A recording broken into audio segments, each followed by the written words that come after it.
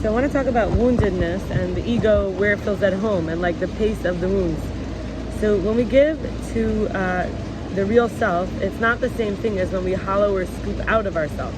When we actually provide, it's instead of like digging out, we actually put something in, and this is to the real self instead of being needy. I also want to talk about the disease of more, quote unquote more, whatever more is, where it's not enough. It's an object permanence, like it's not enough, I don't see it, that it's still available. There's like a feeling of being a half to another half outside, an external half as a dependent existence. I also want to talk about how the right eye has this compassionate gaze and the left eye is the analytic gaze. We can actually look intentionally. Another aspect of this is, am I really a nobody? A nobody if someone else doesn't value me or think I'm perfect, making them above. Am I really a nothing, really? No thing.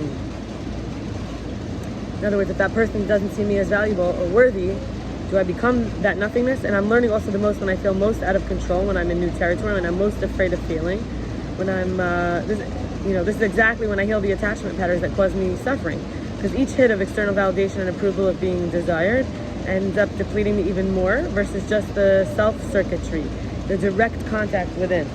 Because I want to add, everyone's a whole puzzle piece. It's just not that everyone else has all the puzzle pieces and I don't. It's that all the pieces fit together and each one is just as important as every other one. So the law of suicidal ideation versus the high of feeling free and uncaring about other people, intentions, motives, and opinions about me. So this idea that wouldn't it be better if I was dead, when we feel we don't matter to anyone, no one cares about us. And not the law, I meant the low, versus when we totally don't care what anyone says, we're actually free. That's real freedom. It's not, oh, I'm loved, so I feel free, but rather I don't care what anyone thinks because I care for myself. And I also want to say that there's something that's been coming up recently, especially, but I wrote this months ago, but the idea that when we retaliate because we felt rejected, we might want to cut someone off completely so they cannot pick you up, so they can't pick me up and put me down, unwanted at their whims, basically. Okay, grief.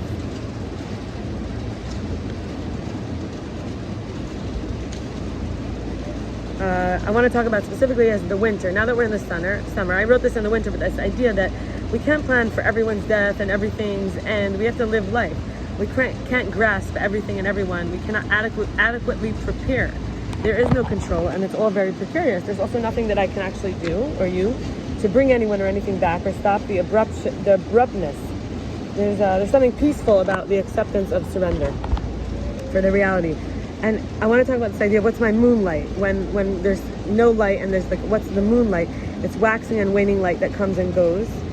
It reflects the sun, brightening the way. Is there warmth?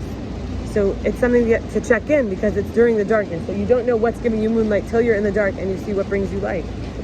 Maybe, and also like the idea of a to-do list could be much harder, because we all need like so many more layers putting on and off in the cold. There's an emptiness, there's less nature time, the eyes might sting in the wind, there's tiredness, and everyone needs more alone time and space. And also I want to talk about connection when it comes to grieving. Connection really helping me, but also knowing that at least 25% of people are also waiting for summer, and another 25% might be waiting for spring. We're in it together. We have to adapt, and move on one foot to the, one foot in front of the other, just on the one foot, and then on the other one foot, keep going forward. Also, we're balancing our new needs for connection and laughter and welcoming and belonging and safe space, and that we could be ourselves, our friendship, our relationship, making memories, finding meaning and familiarity, while at the same time honoring the old values of the person and the memories and the shared experiences and their importance to me from the past, and also the irreplaceability and the uniqueness of what was lost. Remembering that everyone dies, everything ends, and it's how to know when is the last time seeing or smelling someone, hearing their laugh, telling the same thing, telling them something,